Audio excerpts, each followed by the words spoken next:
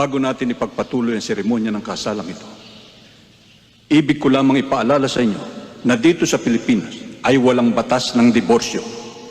Dito, ang kasal ay tanikalang gagapo sa inyo habang buhay at tanging kamatayan lamang maaaring lumagot nun. Parang may laman mo ang sinasabi niyo.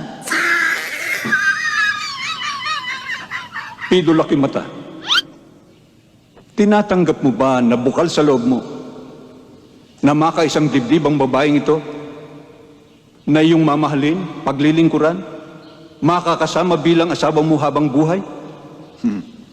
Opo, Padre. Dida Romulo, tinatanggap mo ba na maluwag sa iyong kalooban na makaisang dibdib ang lalaking ito at ikay nangangako na kayo'y magsasama sa tuwa at lungkot, sa hirap at ginhawa habang buhay? Opo, Padre.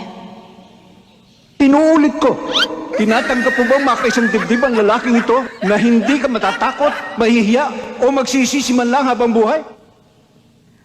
Opo talaga, Padre. Ikaw ang bahala.